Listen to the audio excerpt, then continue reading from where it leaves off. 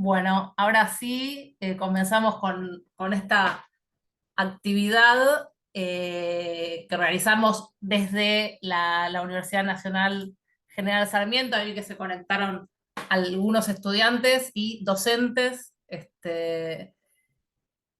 Después, bueno, la difundiremos más con la grabación, y también lo organizamos con REPSA, con la Red de Estudios en Política Subnacional en Argentina, y por supuesto, ¿no?, con la Subsecretaría de Asuntos Parlamentarios. Ahora Nicolás Tereshchuk, el director nacional de Relaciones Parlamentarias, va a exponer junto con el equipo de la Subsecretaría un trabajo que está en elaboración, que nos acaba de decir que es un documento de trabajo y que le interesa que participemos, titulado Tensiones estructurales y funcionales de la relación ejecutivo-legislativo de la reforma de 1994 a un contexto de polarización política. Bueno, yo creo que por ahí estoy diciendo cualquier cosa, ¿no? Pero en Flaxo escuché versiones anteriores, o quizás me equivoco, y bueno, y por eso estuve invitando, diciendo que tienen unos datos muy interesantes, muy actualizados y precisos para trabajar esta temática, y que no hay mucho publicado en ese sentido, así que esperamos este trabajo no, que salga, y esperamos poderlo enriquecer. Bueno, y después van a presentar el concurso federal de ensayos. Eso lo dejo para después. 4 décadas legislando democracia, que justamente es de interés para los estudiantes y para los recientes graduados, pero bueno, no digo mucho más y ya les cedo la palabra, y obviamente muchas gracias. Bueno, ahí veo que se conectan más, así que buenísimo. Bárbaro, bueno, le vamos dando la bienvenida. Muchas gracias, Victoria. Agradecer a la Universidad Nacional de General Sarmiento, que estuvimos por ahí hace poco charlando con los estudiantes, una experiencia que estuvo muy buena, y a la Red de Estudio de Política Subnacional, que conocemos a varias de ustedes, y algunos de ellos también están justamente también en este jurado de nuestro concurso federal de ensayos.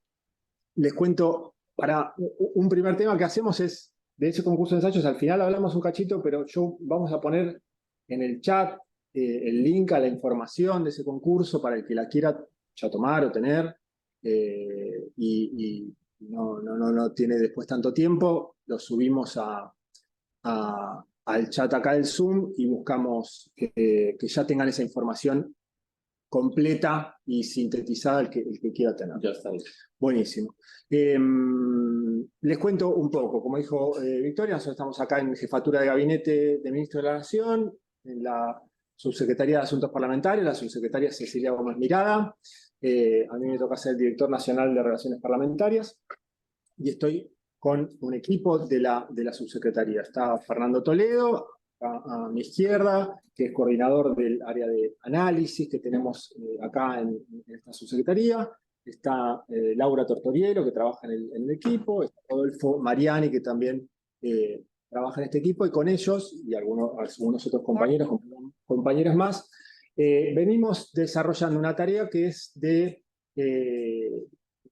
buscar sacar algunas fotografías, vamos a decirlo así, de cómo está la dinámica en el Congreso de la Nación, con la idea de, ustedes van a ver si buscan la página nuestra de la subsecretaría, hay un link donde subimos trimestralmente unos reportes trimestrales y anuales de cómo evaluamos nosotros a través de alguna descripción y algunos indicadores y algunos datos que algunos de ellos vamos a compartir acá, cómo está la dinámica legislativa. Les cuento lo que vamos a tratar de hacer. Queremos hacer una presentación que no dure más de media hora, 40 minutos ahora, de algunas cosas que estamos viendo y que forman parte de este título que comentó Victoria. Este es un trabajo en desarrollo, tenemos alguna mirada de corto plazo, una de más mediano o largo plazo, y algunas hipótesis de por qué están pasando algunas cosas en nuestro Congreso Nacional o en la relación entre el Ejecutivo y el Legislativo en este momento. La idea es a partir de contarles esto, compartir de alguna manera entre colegas, entre gente que trabaja estos temas, si le interesa esta mirada que tenemos, podemos abrir después, si les parece, a consultas, preguntas, comentarios, opiniones. Nos interesa mucho eso, que podamos charlar y que podamos coincidir en algo, disentir en algo, ver en qué podemos nosotros mejorar nuestro trabajo o esto que estamos presentando. Y en todo caso, también en algunas preguntas que pueda haber, podemos ampliar algunas cuestiones, ¿sí? Con lo cual, en la presentación que tenemos, vamos a dejar algunas filminas fuera para priorizar un poquito esa charla y después podemos retomar algunas cosas. Así que esta es un poco la hoja de ruta que queremos comentarles. Ahí yo voy a compartir ahora una presentación que tenemos armada. Estamos ahí entrando con los asistentes, con los usuarios. Y compartimos. Ustedes nos dicen si lo ven, si no, mejor dicho, si no lo ven, y nos avisen. Sí, sí. Se ve. Bueno, nosotros no la estamos viendo. No la estamos viendo. Pero podemos ir llevándolo adelante con lo que tenemos impreso. A ver, en la mirada, en la vista que tenemos, si lo podemos llegar a ver. Cuestiones técnicas de los Zoom.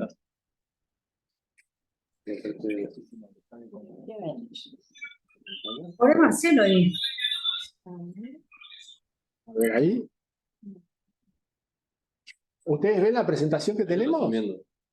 Nosotros sí, se va cambiando de formato, pero se ve de todas las formas, nosotros lo vemos. Ah, porque ahí están compartiendo, a ver, alguien quizás, están compartiendo como toda la computadora. Nos aparece, o sea, no nos están compartiendo la filmina, sino nos están compartiendo toda la pantalla, claro. Siempre hay cuestiones técnicas en los Zoom. No se Perdimos preocupen, un poco de práctica con la virtualidad igual. La verdad que sí. Se ve la pantalla completa. Con la sumatoria de vacunas fuimos perdiendo, fuimos ganando mucho y fuimos perdiendo práctica. Los efectos, no, las vacunas son buenas. Si ellos la ven, me mostrás acá y yo la voy siguiendo acá. ¿Sí? Claro, no va a haber problema. Que ganamos en anticuerpos. Exactamente. Ahí está, si me mostrás ahí, bien. Bueno, si querés ir pasando un poquito, tenemos este título un poco rimbombante. Bueno, primer tema, tomado un poco del libro de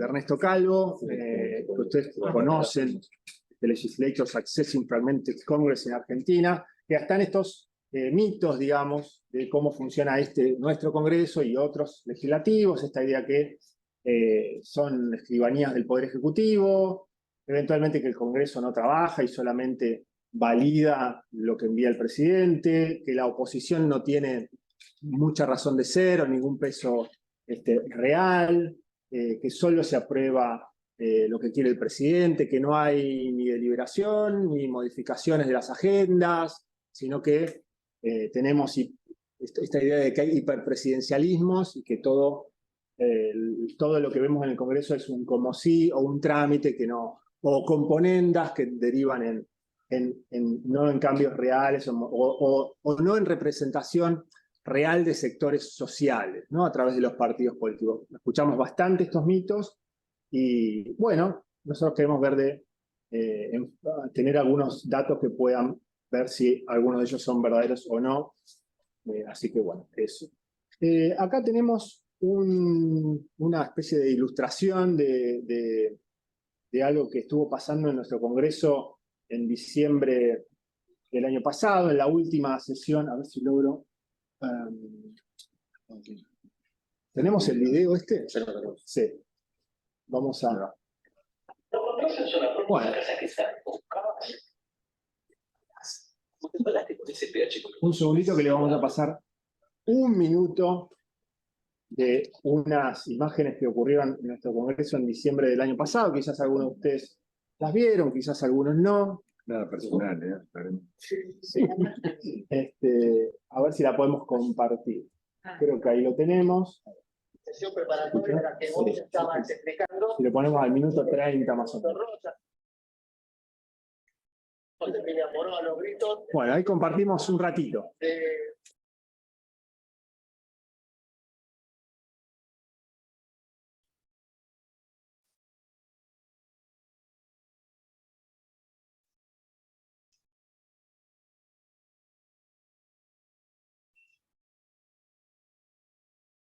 Ay, perdón, no se escucha el audio. Bien. Cuestiones técnicas, a ver si logramos que se escuche, lo ponemos. Y si no, les contamos lo que ocurrió. No, abierto, Con que este acercar micrófono. tiene que- No. Sí. Probamos. Si no se escucha, no se escucha. No vamos a forzar algo que no. Ahora ya botón del volumen. ¿Escuchan algo ahí o no? Seanme sinceros. Y ese clima de Sí. estabilización continúa en estos momentos. Estamos hablando.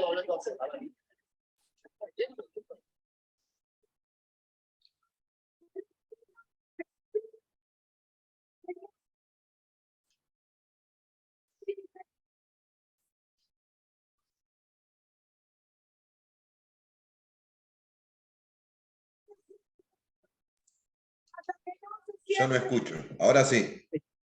Ahora sí.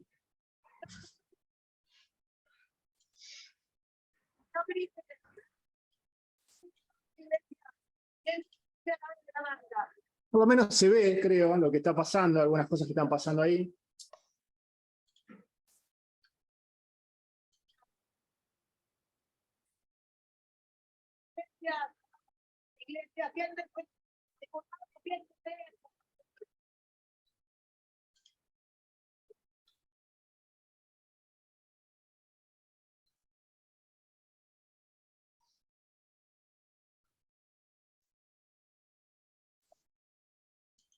Bueno, podemos cortarlo. Para contar lo que ocurrió en esta sesión especial, o en el inicio de esta sesión especial, había un temario acordado en una sesión especial y había diferencias que se estaban manifestando ahí, más allá de lo que se dice en la sesión, en las bancas, mucho más, con diputados y diputadas paradas, gritándose cosas, etcétera. No había un acuerdo acerca de si esa sesión era válida o no. Esto fue en diciembre del año pasado, la última posibilidad de sesión antes de las sesiones extraordinarias, de que se convocara a la prórroga de ordinarias. Lo ponemos como digamos, una ilustración de algo que estuvo pasando y que vamos a tratar de recorrer ahora una serie de datos y una serie de hechos sobre lo que estuvo ocurriendo por lo menos en el último año y un poco más también en el Congreso. Si ustedes ven este cuadro que tenemos acá, es una fotografía nada más de sesiones, reuniones de comisión. Hay algunos problemas que tenemos ahí en el pegado, pero más allá de todo me interesa mostrar esta aprobación de leyes que hubo, 37 que terminaron aprobadas por la Cámara de Diputados, 2 que tuvieron origen en el Senado, 13 en el Poder, de esas 37, 13 originadas en el Poder Ejecutivo, 15 en diputados y 9 en senadores. Sí, y 2 en el Senado. Si pasamos al próximo cuadro, que es un poco más ilustrativo de algunas cosas que queremos mostrar, van a ver este cuadro de leyes por iniciativa y Cámara de Origen. Si bien tiene mucha información, son los periodos del año 2016 hasta el año 2022, y me interesa la 1, 2, 3, la cuarta columna, que nos muestra la cantidad de leyes aprobadas. Ahí vemos estas 39 leyes aprobadas de las que yo les hablaba en la filmina anterior, y que es un número bastante bajo comparativamente con los otros años, ¿sí? 101 en el 2016, 86 en el 17, 66 en el 18, 45 en el 19, 70, 52, 39. Quiero hacer notar también que el 2022 no fue un año con elecciones, un año electoral, donde esperamos que baje la cantidad de leyes aprobadas, y acá tenemos una baja bastante importante en un año no electoral, lo cual nos tiene que llamar la atención 2 veces, ¿sí? Así que acá tenemos una primera cuestión que a nosotros nos queremos llamar la atención sobre lo ocurrido el año pasado en el Congreso de la Nación. Acá lo que vamos a tratar de repasar con ustedes son algunas cuestiones que tienen que ver con las sesiones en la Cámara de Diputados y en el Senado, en lo que va de la gestión del presidente Alberto Fernández, ¿sí? Tenemos ahí los años 2019, 20, 21 y 22 en diputados. Si ustedes se fijan, lo que estamos viendo es, por un lado, un total de sesiones que fue en la Cámara de Diputados de 16 sesiones en el año 20, bajó bastante, hasta la mitad en el año 2021, lo cual de alguna manera es esperable por ser un año electoral, y una especie de recuperación en el año 2022.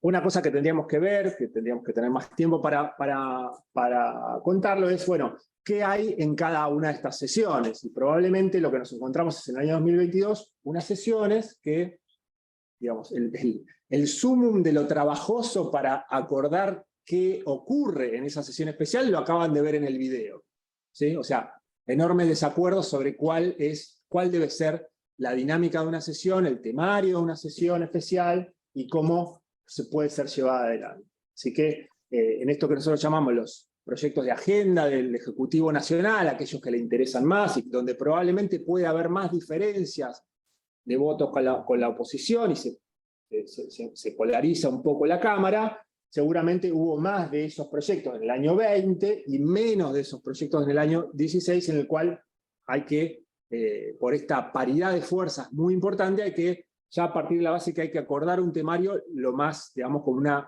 ingeniería bastante trabajosa. Eso es una de las cosas que vemos. Lo segundo que vemos es la dificultad creciente en sesionar en periodo extraordinario y de prórroga, esa barrita gris que ven ustedes a la izquierda, 5 sesiones de esas en el año 19, cuando asumió el presidente, 3 en el 20, 2 y oscilando entre 3 y 2 en los años posteriores, ¿sí?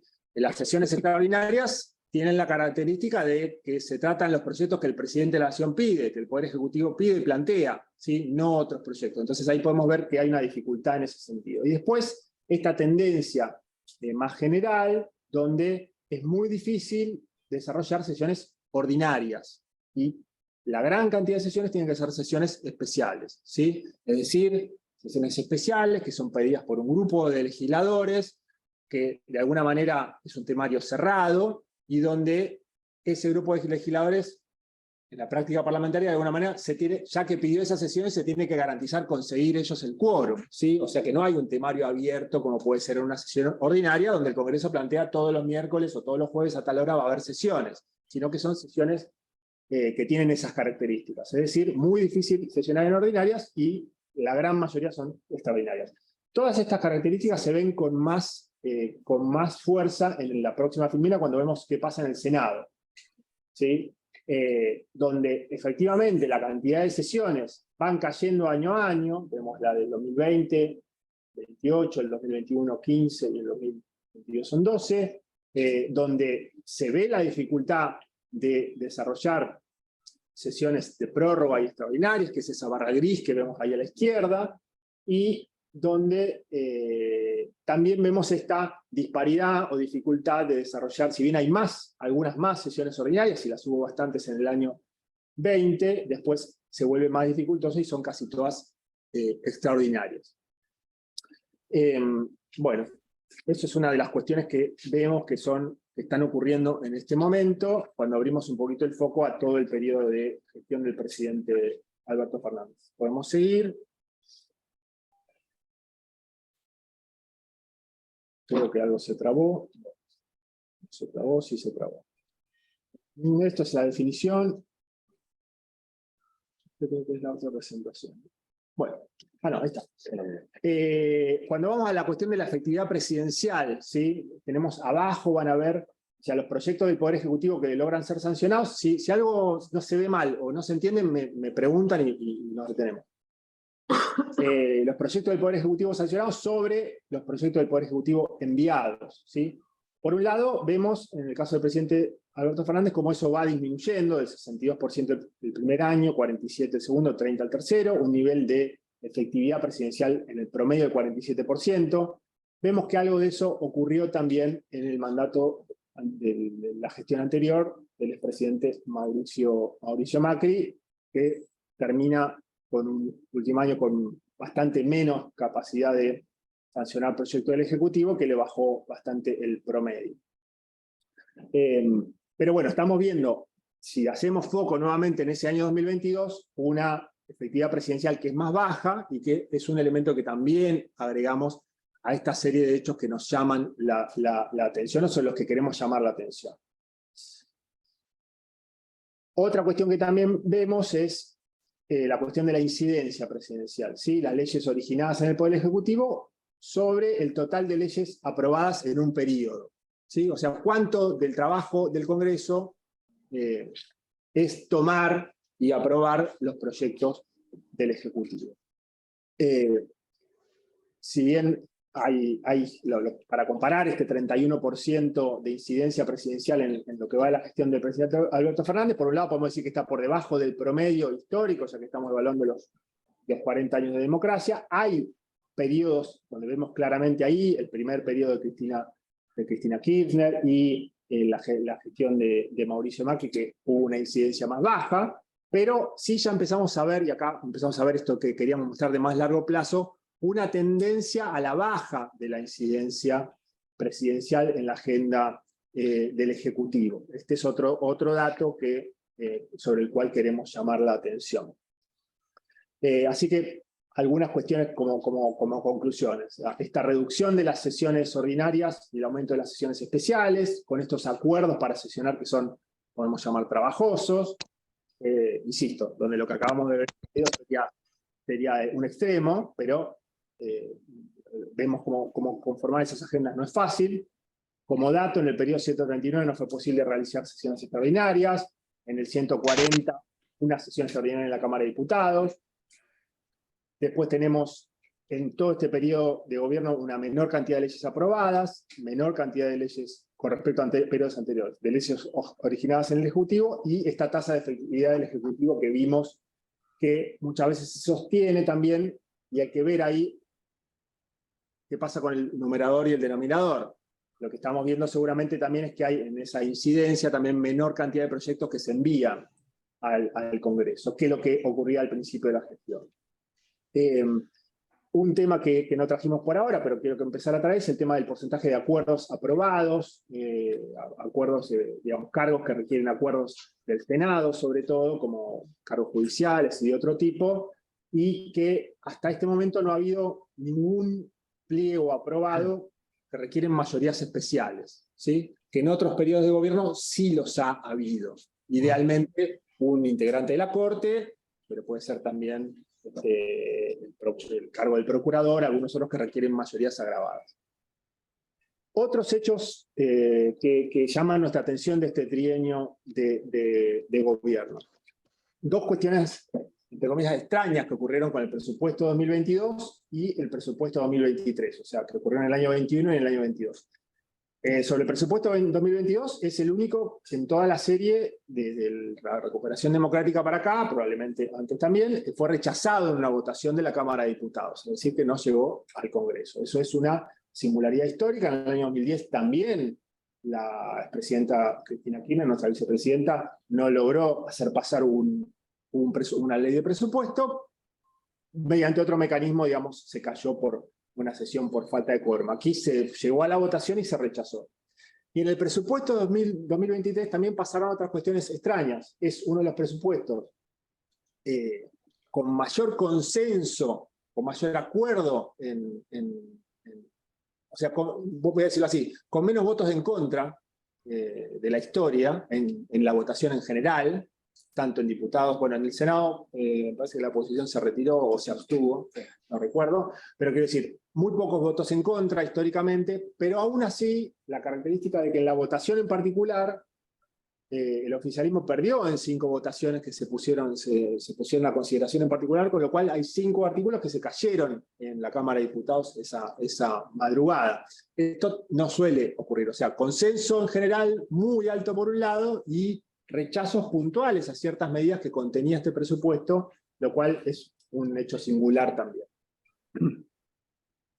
Una cuestión que también nos llamó la atención de este periodo, lo que ocurrió con todo el proceso de tratamiento de boleta única papel. es una iniciativa que surgió de la oposición, hubo una moción de emplazamiento a la Cámara que planteó la oposición y que obtuvo aprobación. Eso es algo que no suele ocurrir. Se trató eso en comisiones, obtuvo el dictamen y luego también obtuvo ese proyecto muy poco después, un mes después llegó al recinto y la oposición logró aprobarlo. Esto es algo, toda una dinámica de iniciativa por parte de la oposición que se dio en este proyecto que también es bastante singular en todo el periodo democrático. Si pasamos, tenemos algunas otras cuestiones más, como el año pasado vimos después del recambio de la composición de las cámaras, una situación de bastante lentitud y bastante llamativa para que se conformaran las comisiones, tanto de la Cámara de Diputados como del Senado. Y esto, ahí tenemos estas líneas de tiempo que armamos sobre cómo desde el 1 de marzo, que comienzan las sesiones ordinarias, se tardó bastante en la conformación y muchas veces por, en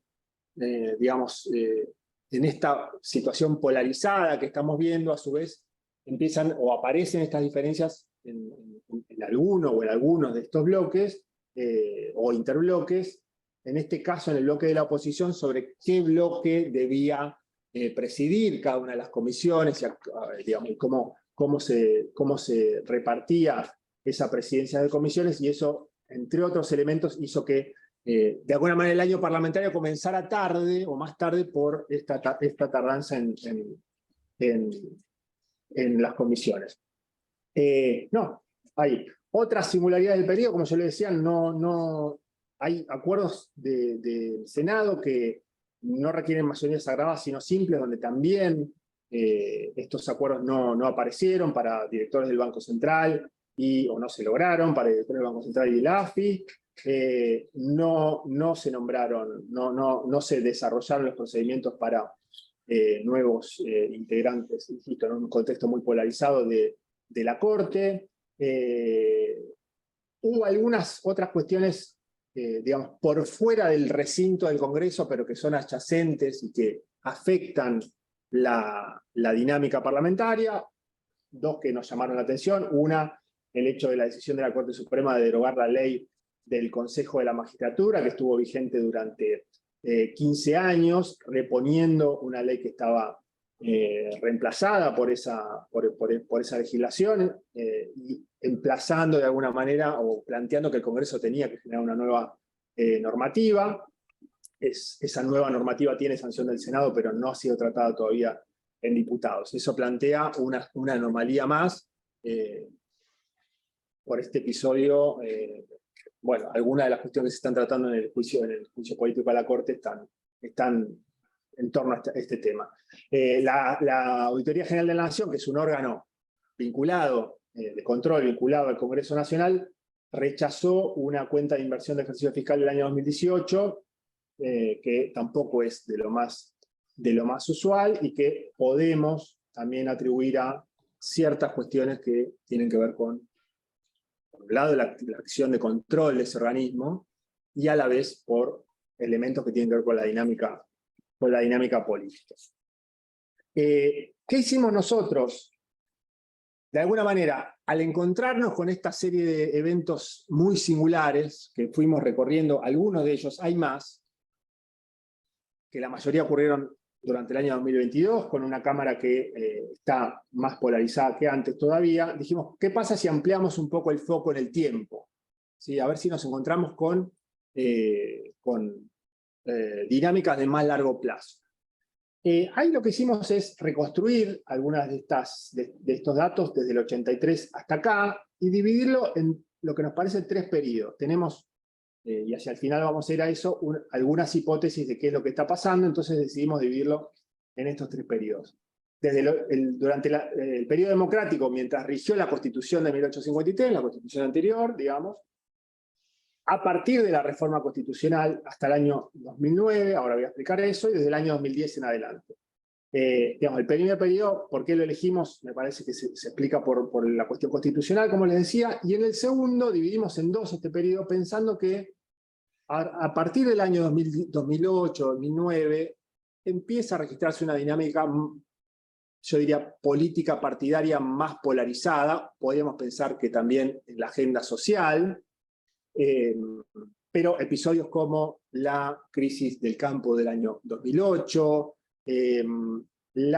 los debates que aparecieron en ese momento en torno a la ley de medios y qué repercusión tuvo eso en el ecosistema mediático. Algunas de ellas todavía continúan, empresarios mediáticos que todavía continúan.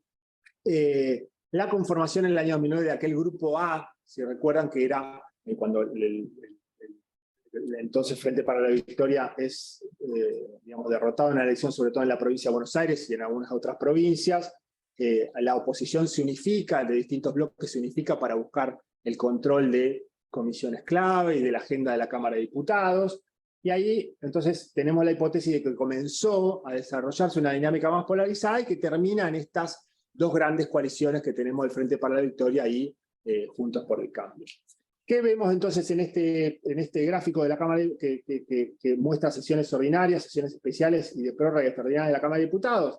Bueno, que la cantidad de sesiones ordinarias vemos como disminuyen a partir de, digamos, van disminuyendo periodo a periodo, pasan desde 15,8 a ese 8,7 de promedios anuales o de promedio del periodo a 2,8.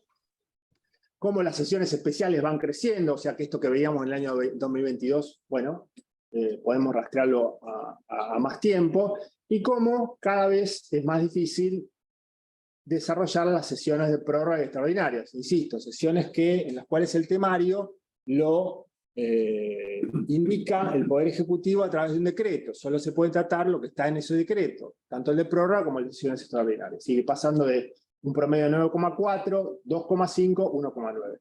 En el Senado, si vemos la próxima, vemos una dinámica similar, donde tenemos un promedio de sesiones ordinarias en el primer periodo de 26, luego de 19,5, luego de 9,2, las sesiones especiales creciendo de 3 a 4,5, 7,3, y las sesiones, de nuevo, de prórroga y ordinarias cayendo bastante fuerte, de 12, 3,5, 2 y 2,5. O sea que algo de lo que veíamos en la foto del año 2022, podemos verlo en este periodo largo, dividido en estos tres, en todo el periodo democrático, dividido en estos tres periodos.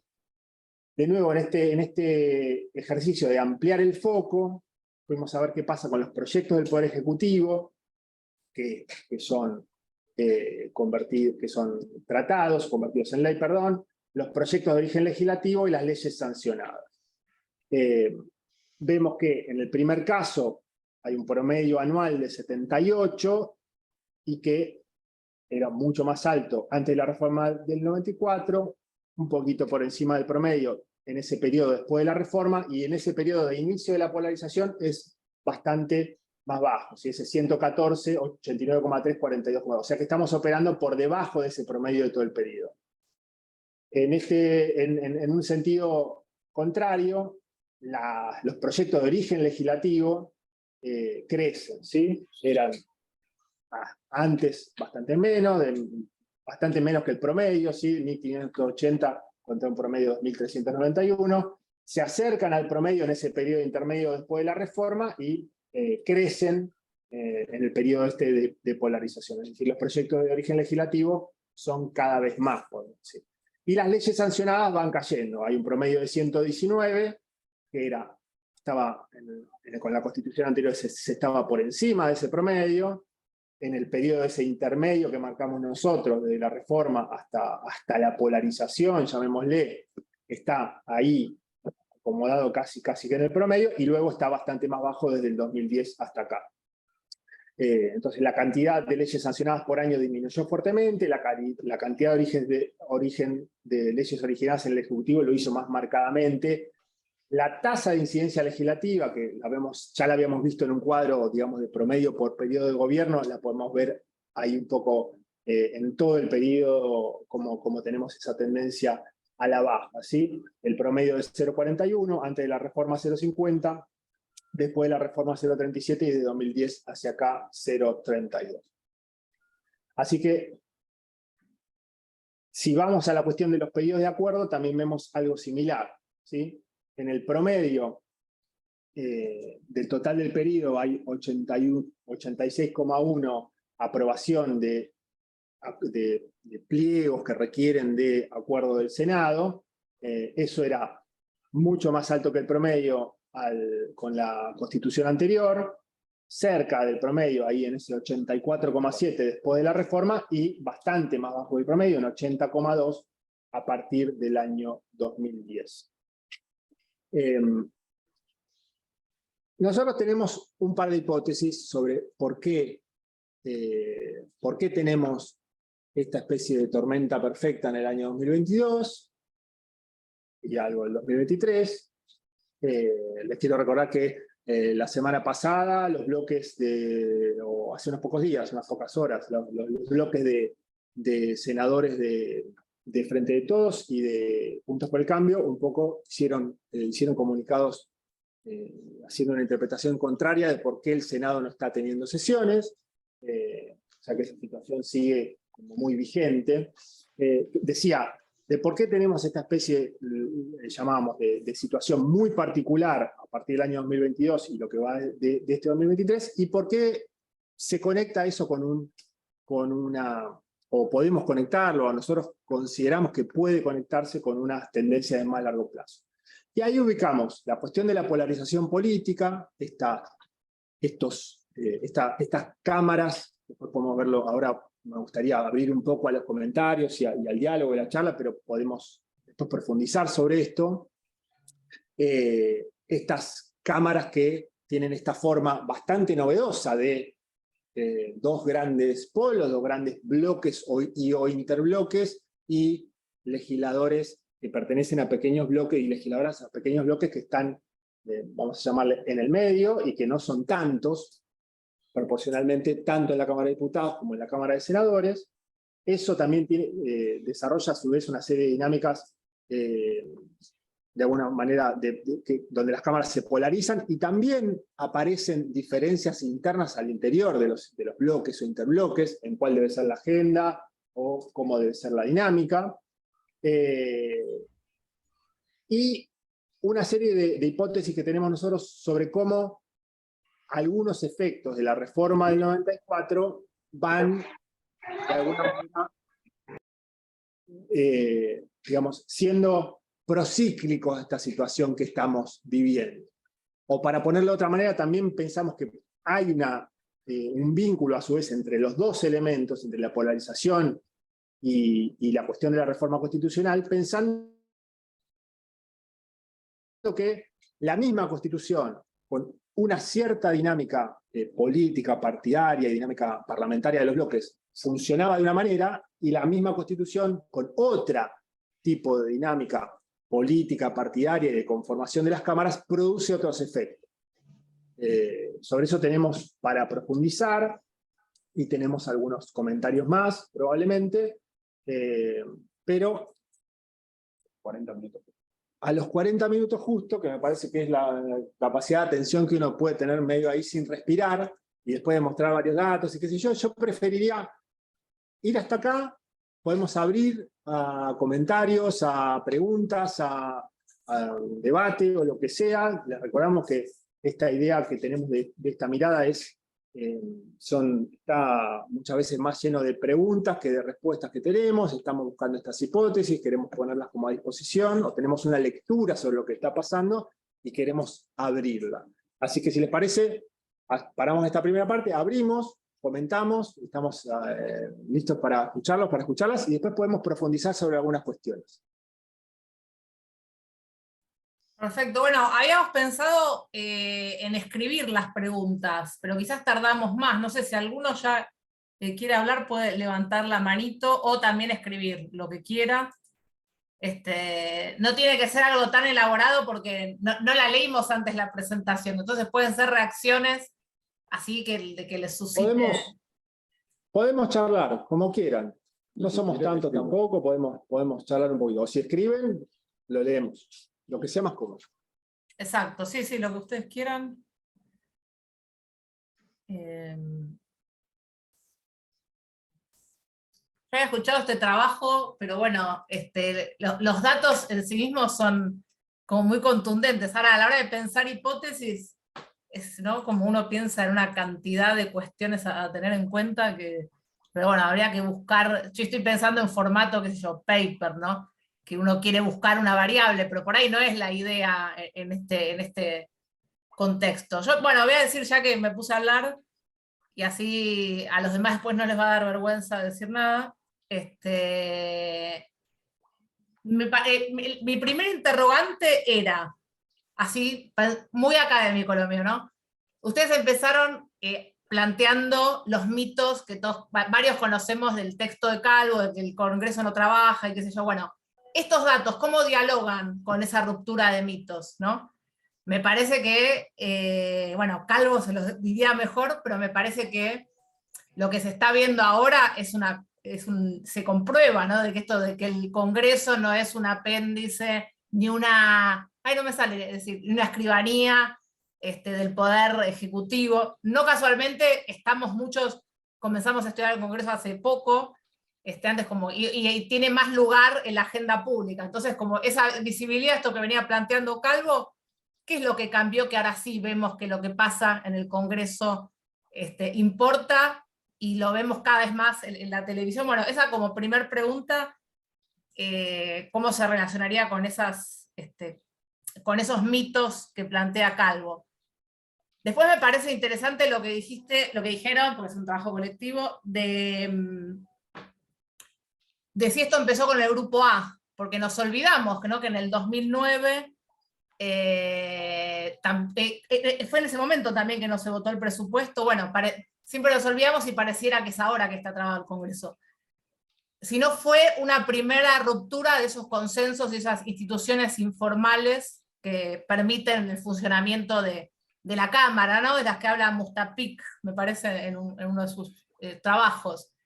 Estas instituciones informales que hacen que haya consenso incluso en la conformación de comisiones, ¿no? Como bastante escandaloso todo lo que está pasando en estos últimos años, pero igual me hace un poquito de ruido lo del 2009, porque fue una coyuntura muy particular, ¿no? Que perdió Kirchner ahí en la provincia de Buenos Aires, y después vino el 2011 y se volvió a tener un control de Congreso. Entonces, pero me parece así como hipótesis sociológica de que si en un momento se rompieron esos consensos, bueno, no lo veo como una tendencia en ascenso, pero sí como un momento fundacional de ruptura. Es interesante.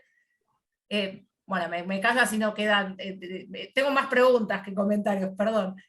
No me queda claro por qué los pequeños bloques también generarían esa polarización, aunque dijiste que no son tantos. Y la hipótesis de los desacuerdos al interior de los bloques, me parece que esa es muy potente, porque no sé cómo se mostraría, porque estamos en presencia de coaliciones con desacuerdos internos.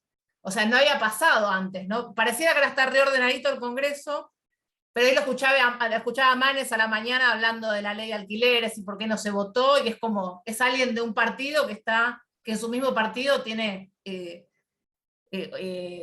legisladores con posiciones en las antípodas. Entonces, ese sí me parece que habría que trabajarlo, pero me parece que es muy interesante. Y después de la reforma del 94 habría que pensarlo. Yo no lo tengo ahí tan claro, pero seguramente que hay algo ahí para decir. Pero bueno, sería encontrar el eje explicativo, pero me parece que tienen un montón de material e ideas ahí potentes para pensar y para seguir discutiendo. Así que bueno, no dije nada concluyente, no sé si era la idea esta, por lo menos les doy el pie a los demás. Aprovecho y leo a Sebastián Saulo, o Saulio, no sé Sebastián cómo se pronuncia, que pregunta, ¿por qué crecieron? Perfecto. ¿Por qué crecieron tanto las sesiones extraordinarias si las importantes son las ordinarias? Dice, siendo que las ordinarias parecen más importantes para discutir en la lógica del Ejecutivo, conducción del Ejecutivo. Yo lo que entendí, perdón Sebastián, y ahora me lo aclararán, es que en realidad cada vez se pueden hacer menos, ¿no? Como que este año al menos tuvimos sesiones extraordinarias ahí de casualidad, y casi que no hay. Pero bueno, en todo caso, que respondan acá los expositores.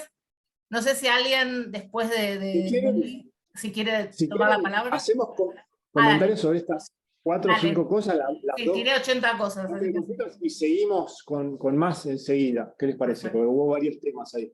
¿Querés, Dale. arrancamos la última? ¿Querés comentar esto? Sí, aclarar esta pregunta que está por escrito. Si la podemos volver a poner. Ahí.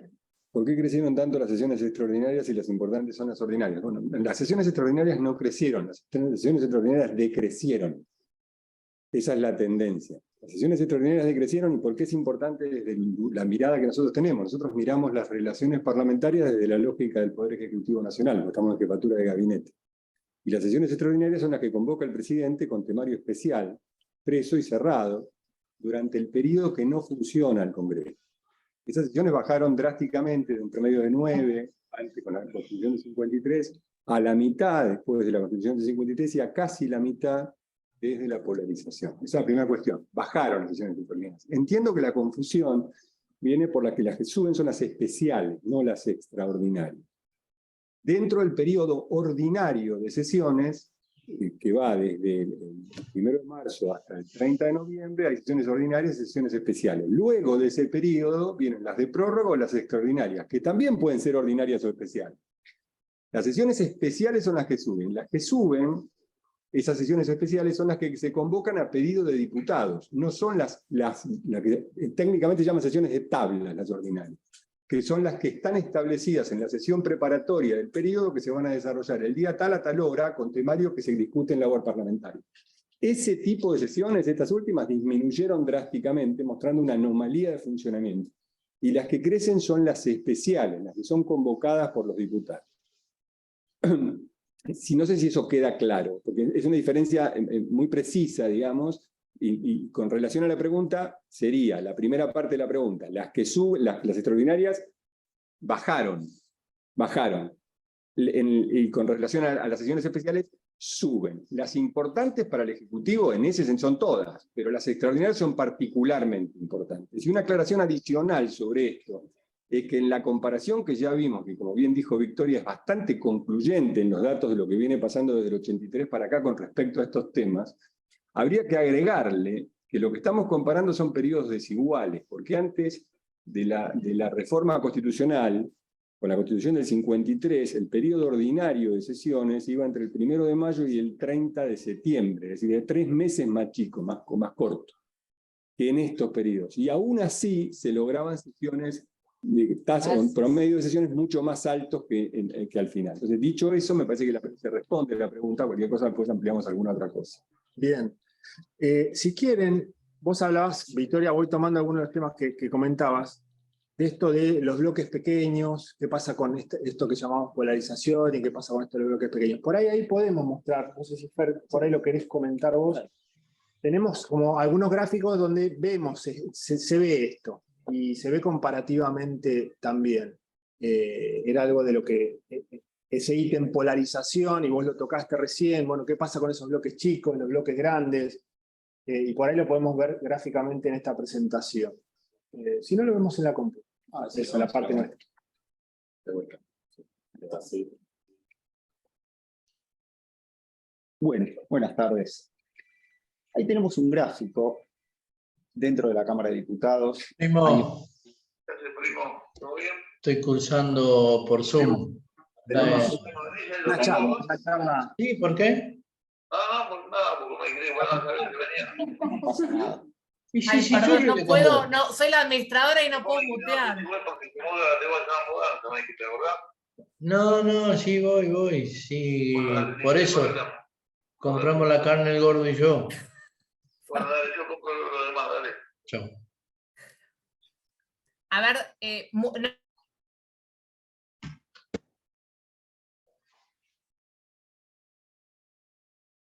Fantástico. Hasta aquí ningún hecho, ningún animal ha sido herido en esta. Por ahora. Bien. Bien, retomamos. Respecto a la dinámica de la polarización, lo que vemos es que se acotan los márgenes de negociación. Es decir, en un escenario de un bloque, un partido predominante, para llegar al quórum, se necesita negociar con terceros, acordar con esos terceros, es decir, terceros bloques, para poder tener una sesión ordinaria o incluso una sesión extraordinaria, como decíamos, que la convoca el presidente para votar la agenda del Poder Ejecutivo. Lo que vemos que cada vez llevar adelante en una votación la agenda del Poder Ejecutivo se hace más trabajoso, se hace más complejo. ¿Por qué? Por esta dinámica de polarización. Lo que vemos es que hay una oposición compacta, en este caso Juntos por el Cambio representa en el 2020 el 44%, y esto cambió en el 2022, ahora voy a la otra placa, y lo que decíamos, estos bloques pequeños se reducen a 5, y luego monobloques. Lo que pasa en el 2022 es que la oposición es levemente más fuerte y aún más aumenta del 44 al 45.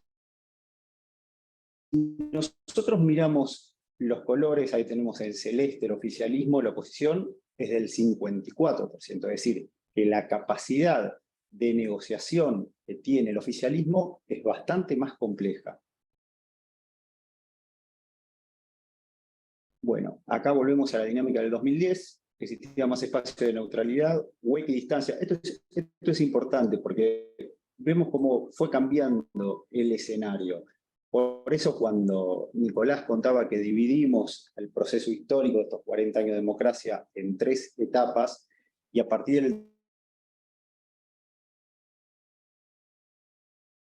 la etapa de la polarización, en el cual poder conseguir, en política muchas veces se dice ir a pescar en la Cámara de Diputados algún bloque con el que poder negociar. Y esto tiene que ver con la dinámica política, con la dinámica, si se quiere, hay muchas variables, variables económicas, variables sociales, pero también tiene que ver con una dinámica estructural que tiene un impacto en la reforma constitucional. Más adelante podemos hablar de eso.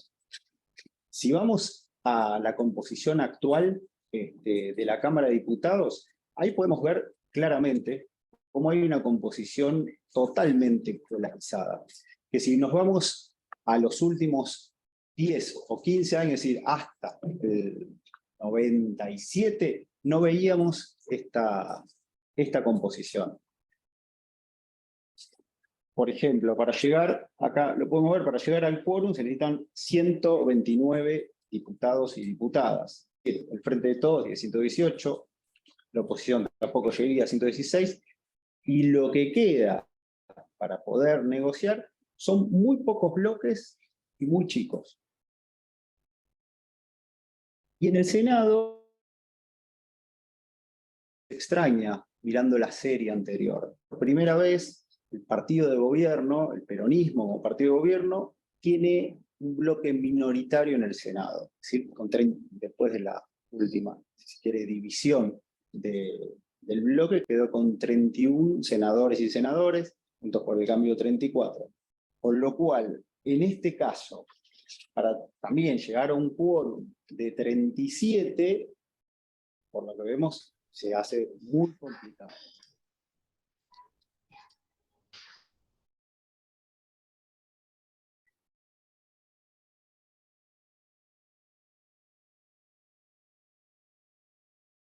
Ahí tenemos estos gráficos donde se puede ver un poco mejor históricamente esto que mencionábamos, o sea, comparativamente, cómo eran las conformaciones del oficialismo oposición en distintos momentos. En el año 89, en el año 2003, no vamos a ponernos en detalle, pero lo que sí vemos son todos esos bloques multicolores que generan espacio donde el oficialismo puede trabajar eventualmente con más facilidad, con la que no sea su principal partido de oposición, que suponemos que va a estar más reacio a aceptar una agenda, ¿sí? Eso es en el 2003. En el 2010 también vemos esta especie de situación de bloques más pequeños con los cuales trabajar. Eso se veía también en el 2016, o sea que el gobierno anterior, el de Mauricio Macri, de hecho, trabajaba mucho y vimos cuáles eran la efectividad presidencial en ese periodo, teniendo un bloque propio más pequeño, bloques propios de ese interbloque más pequeños, pero con la posibilidad de trabajar sobre esos otros bloques. Y si vemos cómo es lo que ya les mostramos en el otro gráfico, gráfico, pero visto con este mismo formato, ahora nos encontramos con esta conformación. Por supuesto que nosotros también solemos ver eso y estudiarlo, en esto que yo le decía y que también Victoria traía a colación, bueno, cómo se dan estas diferencias a veces internas en los bloques, de toda la dinámica que venimos viendo en las sesiones, digamos, del oficialismo, tiene un nivel de disciplina partidaria en las votaciones que es alto, que es muy alto, ¿sí?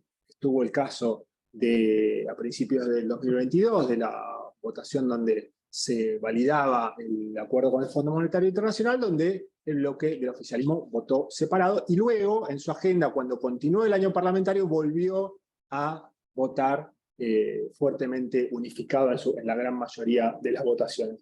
En el caso de Juntos por el Cambio, hay situaciones, y que las vemos habitualmente, donde hay diferencias en la forma de votar de cada uno de sus bloques, de la Unión Cívica Radical, la Coalición Cívica y el PRO. No siempre, pero cuando aparecen estas diferencias, en general tampoco se manifiestan caóticamente, sino por bloque. ¿Sí? O sea, en general, esos bloques, cada uno de esos bloques elige una posición, votar a favor o votar en contra o abstenerse, y en aquellas votaciones donde el oficialismo obtiene una mayoría más amplia, sin llegar a la totalidad, suele expresarse en alguna de estas diferencias de mirada sobre cierta agenda. En la sesión esta que vimos, en la última sesión del periodo ordinario anterior, que hubo esa trifulca, bueno, se iban a tratar la creación de nuevas universidades, y había uno de los bloques que conforma Juntos por el Cambio, que estaba a favor de brindar, de hecho entiendo que brindó quórum, o digamos, formaba parte del quórum en un primer momento, hasta ese episodio que vimos, y tenía una mirada, había tenido en la comisión una mirada positiva hacia esos proyectos de ley, y luego los otros bloques de Juntos por el Cambio claramente no tenían esa mirada positiva a ese tratamiento. O sea que ahí vemos estos casos donde se tensan estas posiciones. Probablemente en el bloque del Frente de Todos puede haber distintas miradas, y de hecho creo que las hay, pero por ahí eso se tramita con anterioridad en cuál va a ser la agenda del bloque, ¿sí? Pero en lo que es las votaciones uno ve niveles de disciplina altos, digamos. Agrego algo. Dale. Con respecto a la disciplina, agrego algo que fue dicho por Nicolás en la introducción, pero que se ve a través de la disciplina de otra manera, que es que si uno mira el promedio de disciplina de oposición en los distintos años del actual gobierno, es decir, el periodo de sesiones 137, que era el final del 2019, todo el 138, que era el 2020, era un promedio muy alto de disciplina de la oposición. Luego esa disciplina bajó en promedio, ¿no? En promedio en el 21 y en el 22. Ahora, cuando uno mira qué tipo de proyectos se trataron en el 2021 y en el 2022, se va encontrando con que la agenda parlamentaria es menos representativa de los intereses del Ejecutivo de lo que fue al inicio del gobierno. Entonces, baja el promedio de disciplina a expensas de un temario menos vinculado a la cuestión gubernamental. Cuando aún así se logra filtrar algún proyecto del Ejecutivo para ser tratado, ahí el nivel de disciplina pega un salto de 10 puntos. Se abroquela la oposición. Se abroquela en ese tipo de proyectos y se genera una oposición muy grande. En el resto de los proyectos se laxa un poco y dan lugar a las diferencias de los bloques internos, permitiéndole a cada uno votar de la manera que sea. Ese ejemplo que daba Nicolás, y que inclusive mostró la imagen de lo que pasó en esa sesión, es muy ilustrativo, porque en esa ley en la redacción de ese proyecto de ley había participado una parte del bloque, el interbloque Juntos por el Cambio, ECO. La parte de ECO había participado, inclusive tenía interés específico en una universidad o en dos universidades. Que se llama Evolución. Claro, Evolución es en términos parlamentarios, digamos, el bloque se llama Evolución. Había decidido dar quórum. Y como la decisión, porque ese proyecto era considerado un proyecto de agenda, la decisión del interbloque era oponerse a eso, terminaron resignando su propio interés interno en el proyecto de ley para abonar a este grado de disciplina más alto para bloquearse contra el proyecto. Entonces es interesante estas fluctuaciones de la disciplina. En el caso del oficialismo es más lineal, excepto ese caso del programa de refinanciación con el fondo, se mantiene en un nivel cercano al 92%, que es alto, pero es bastante normal, digamos, para los oficialismos desde 1983 para acá. Y de lo que vos mencionabas, Victoria, de las instituciones informales, o esto que pasó con el Grupo A, en general también nos estamos encontrando con algunas de estas rupturas, ¿no? En una sesión de hace muy poquito, por ejemplo, la Comisión de Labor Parlamentaria había acordado un orden de los temas, voy a decir, no me acuerdo cómo era, pero decir que en principio se iban a tratar cuestiones de privilegio, luego apartamentos del reglamento, y luego determinados proyectos en un cierto orden.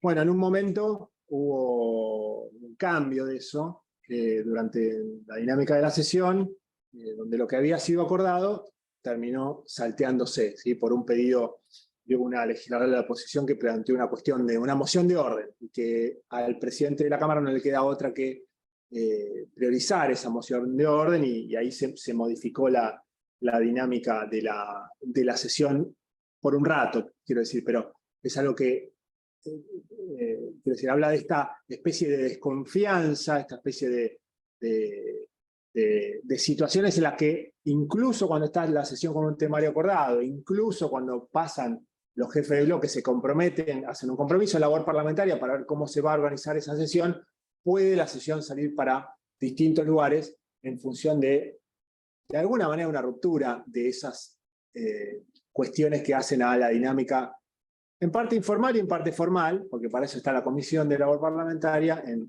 la Cámara. Lo traigo como un ejemplo de cosas que están ocurriendo. Y después vos mencionabas, Victoria, esta cuestión de la reforma, ¿sí? De efectos de la reforma. Nosotros tenemos ahí algunas ideas, algunas cuestiones que nos parece que son singulares y que tienden a por lo menos hacer que ciertas cuestiones que la reforma constitucional traía consigo, en el marco de una dinámica de partido donde los partidos tienden o buscan o tienden a buscar más acuerdos en su agenda, funcionan de una manera, y en la medida que las fuerzas políticas tienden a polarizarse, funcionan de otra. Si quieren podemos tomar alguna pregunta más, o por ahí retomar esta última cuestión que les estaba mencionando. Eso como quieran ustedes. Tenemos algunos ejemplos que nos parecen que a nosotros que son importantes en cuanto a cuestiones que la reforma constitucional modifica, sobre todo en la capacidad que tiene el presidente de dar forma a una agenda. Y veamos si hay alguna pregunta más, y eso sí estaría bueno desarrollarlo. Dale, eso lo podemos desarrollar, pero vemos si hay más preguntas. Victoria, Sí, dale, Augusto. ¿cómo estás? Bueno, nada, felicitaciones por el trabajo, porque está muy, muy interesante. Yo tenía solamente dos consultas. Una muy puntual, que tenía que ver con lo que explicaban hace un rato de cuánto decrecieron las sesiones extraordinarias. Y esa pregunta es como muy puntual.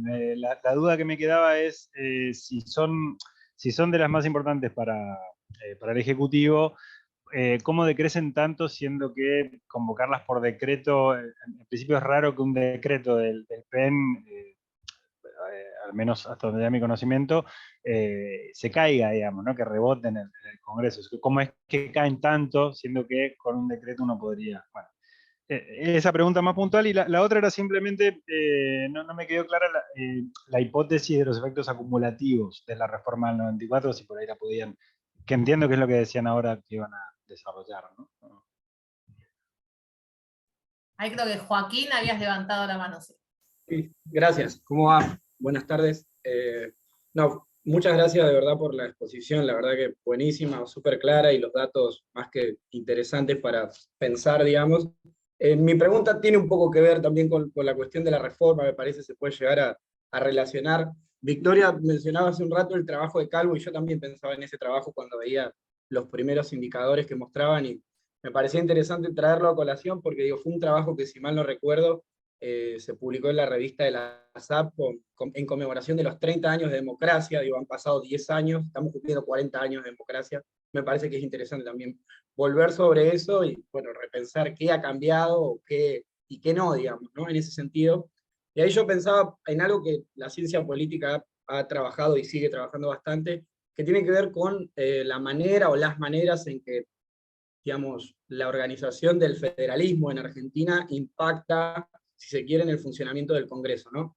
En ese sentido, algo que se suele como mencionar bastante, y quizá ustedes que están en el Poder Ejecutivo pueden desarrollar también, es esta idea de que, digamos, para el presidente podrían existir ciertos incentivos para negociar algunas leyes con gobernadores, por ejemplo, de provincias más chicas, si se quieren, ¿no? En términos de densidad poblacional y otros indicadores, porque, digamos, son menos las erogaciones que se tienen que hacer en el marco de esas negociaciones, ¿no? Entonces, yo lo que me pregunto es, ¿qué ha cambiado y qué no de esas lógicas? ¿Hasta qué punto eso sigue siendo así o no? Digo, en el gobierno de Cambiemos fue algo que en algunas discusiones, por ejemplo, la reforma previsional, me parece, en especial en esa sesión de diputados que estuvo atravesada de muchas tensiones, represión, negociaciones que fueron muy largas, me parece que fue algo que estuvo muy presente, ese tipo de negociaciones.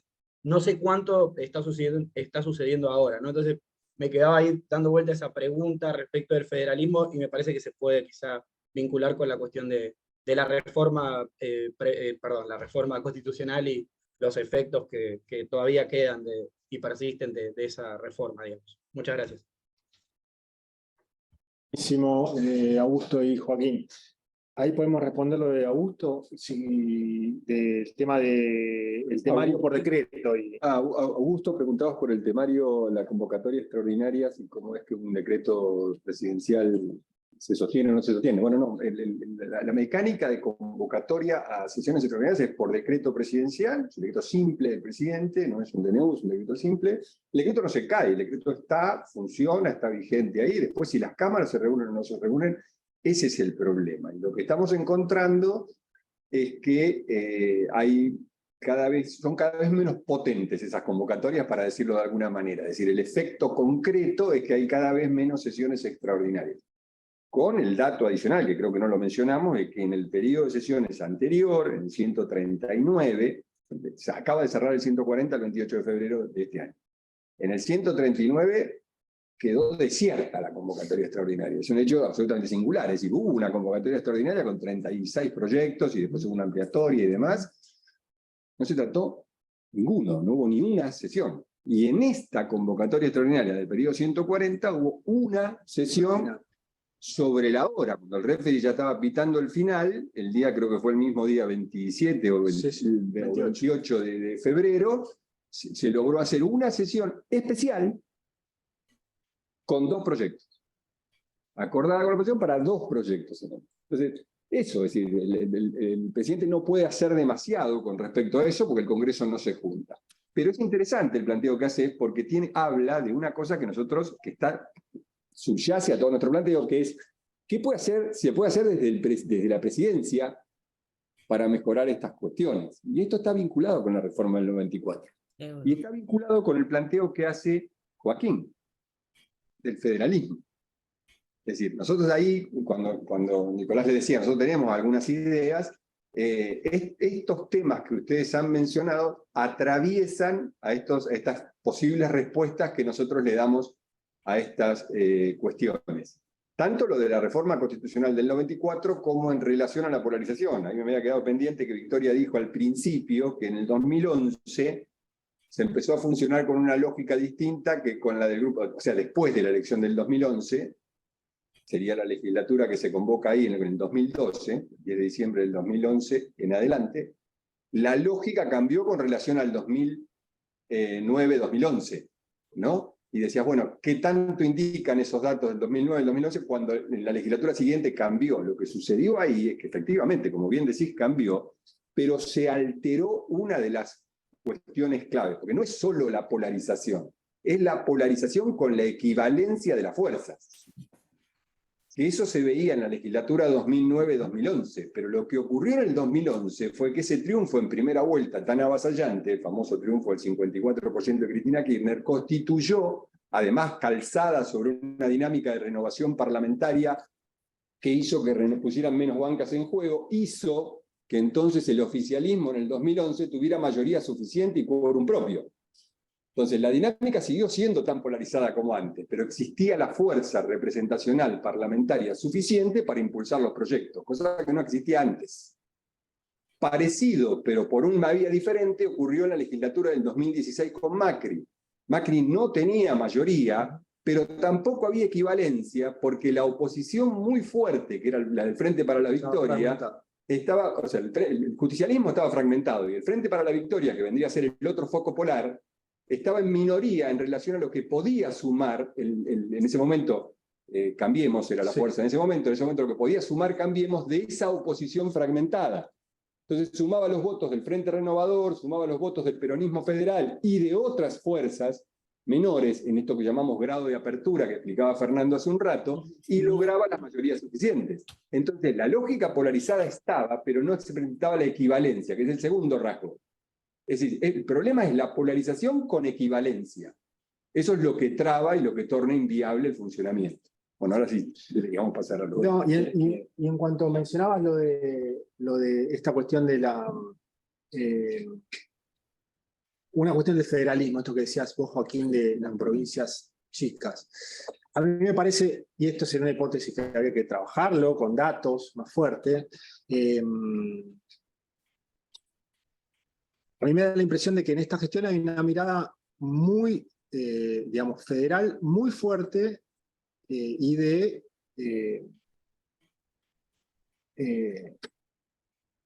digamos, se vuelca mucha cantidad de fondos y de acciones en lo que es los territorios provinciales. Algunos elementos que me dan a pensar en esto. La situación de las cuentas públicas provinciales durante este periodo de gobierno hasta aquí ha sido superavitaria en la gran mayoría de los casos, si no en todos, ¿sí? Con lo cual, esa situación, como decías, de bueno, vamos y negociamos y podemos negociar estamos pensando en esa provincia chica que tiene problemas para pagar los sueldos, etc. Eso no ha existido en este periodo, incluso con las crisis importantes que ha significado la pandemia y otras cuestiones también. Voy al terreno de las obras públicas, que muchas veces también puede formar parte de esas negociaciones, Joaquín, y lo que vemos es un creciente volumen en obras públicas. Cuando vas a comparar provincia contra provincia, de un signo político de otro, aparece una gran cantidad de fondos ahí. O territorios donde los fondos son generalizadamente más superiores, o sea, lo que se invirtió en todo el norte grande, donde hay provincias de los dos signos políticos. La mayoría son del justicialismo, pero hay, el Frente de Todos, pero hay provincias en todo el norte que son gobernadas por la oposición, hay una inversión fuerte, digamos. O sea, como que me da la impresión de que hay una mirada más por lo menos de transferir o de colocar estas cuestiones que pueden ser en otros periodos más de toma y daca, que funcionan, entiendo yo, insisto, habría que estudiarlo con más datos y con más fuerza, pero tengo...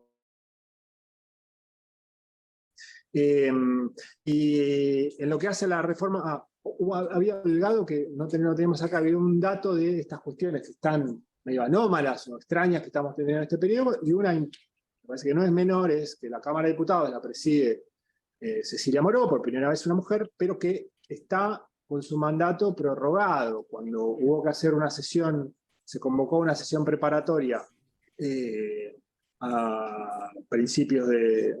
poco antes, a pocas horas de que comenzara este periodo ordinario de sesiones, esa sesión quedó sin quórum.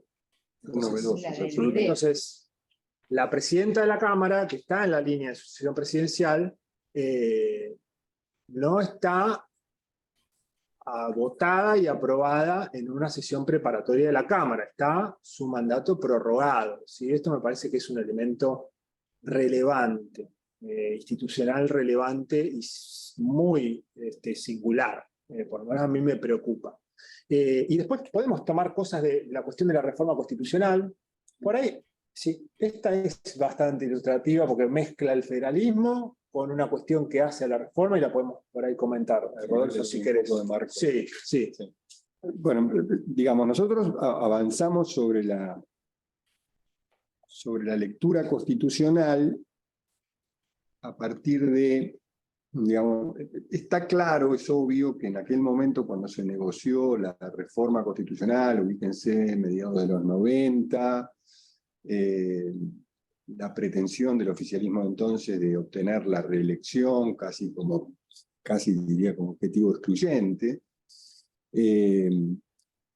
y la situación en ese momento el partido político más relevante en términos parlamentarios, no en términos de elección del 93, pero en términos parlamentarios el radicalismo era la fuerza opositora más importante, por las razones que ya fueron estudiadas, que no vale el caso abrir acá y demás, decide empezar conversaciones sobre esto. El objetivo era limitar el presidencialismo. Entonces había dos grandes ahí de fuerzas, unos que iban directamente por la reforma a los fines de obtener la reelección, que era un poco lo que sucedía en América Latina en su conjunto, es decir, prácticamente todas las reformas, las constituciones latinoamericanas habían sido reformadas en ese sentido, pero la fuerza política con la que había que juntar los votos para obtener las 2/3 partes de la ley de necesidad de la reforma, que declarara la necesidad de la reforma constitucional, que finalmente se logró hacer con la ley 24.309, lo que pretendía era establecer algunos elementos que atenuaran el presidencialismo. Esta discusión venía de antes, de los 80, digamos, ¿no? Yo digamos, para no abrir esa discusión que es eterna, podríamos estar no una reunión de esta, sino un año entero conversando sobre estas cuestiones, sí los invito a retener aquella cuestión que planteaba Lins del problema presidencialista por la doble legitimidad o la legitimidad dual que comentaba Lins, ¿no? Tenerlo presente. Lo cierto es que en aquella reforma constitucional la oposición pensó en aquel momento decir, bueno, ya que le vamos a conceder esto y va a tener la reelección, pongamos un sistema, un dispositivo institucional que limite las facultades presidenciales en algunos temas. Es decir, era un contexto de partido, se presumía que era un contexto de partido predominante, es decir, que luego del triunfo radical en el 83, que había instalado una suerte de bipartidismo en los 80, en los 90 habíamos vuelto a la lógica del sistema de partido predominante. ¿Cómo se hacía para atenuar ese rasgo de la predominancia que no significara un avasallamiento de las minorías? En esa pretensión se establecieron una serie de mecanismos que, vistos desde ese lugar, pueden resultar muy saludables. El problema es cómo evolucionó el sistema institucional argentino, y eso continuó siendo un rasgo que será eterno hasta que no tengamos una nueva constitución. Se establecieron modificaciones de la capacidad presidencial, digamos, del ejercicio de gobierno en relación a los otros poderes constitucionales, es decir, al poder judicial, al poder legislativo, al federalismo, esto que decía Joaquín, y por último con relación a la ciudadanía. Y entonces, ¿por qué? Y bueno, podemos listar algunos elementos, sin pretensión de exhaustividad alguna, pues son muchísimos, pero podemos mencionar algunos en cada plano. Entonces, nosotros tomamos, por ejemplo, en relación al Poder Judicial, el Poder Judicial antes, en la Constitución del 53, se ordenaba básicamente por una negociación política que estaba en cabeza del presidente. Es decir, los ministros de la Corte se nombraban a propuesta del presidente con acuerdo del Senado por mayoría simple. Imaginen eso hoy. Altera todo el mapa político. Todo el mapa político. Es decir, hoy el presidente de la Nación decía, la Corte tiene un miembro menos, nombraba a ese miembro a propuesta de él, pero además decía, por ley simple, mayoría simple, modifico el número de la Corte y lo llevo a 7 o a 9 y nombro los jueces que faltan. Y estábamos hablando de otro país, probablemente. Y esto que yo digo es una entelequia. No, esto pasó. Esto pasó en gobiernos anteriores. La Constitución del 53 daba esa herramienta. Para limitar esa facultad se introdujo una mayoría calificada, que terminó siendo la mayoría de 2/3, porque dicho sea de paso, en la ley 24.309 de necesidad de la reforma, que establece el núcleo de coincidencias básicas, que debía ser votado a libro cerrado, cuando se menciona eso, no dice 2/3. Dice una mayoría calificada que deberá discutir la convención. Y a último momento le terminaron cobrando más caro y dijeron 2/3. Entonces ahí hay un aspecto clave, ¿no? Otro aspecto clave es la constitución del Consejo de la Magistratura, que decide sobre el nombramiento de jueces, decide sobre la disciplina de los jueces y sobre los mecanismos de remoción, y organiza todo el Poder Judicial. Administra los fondos, debería administrar. Claro. En la ley anterior administraba los fondos, ahora los fondos los administra la Corte. Por esta otra cosa de derogar la ley anterior de hace 16 años y declarar que la ley anterior, que había sido derogada por el Congreso, está vigente. Bueno, no importa, eso es otro tema, da para otra cuestión. Pero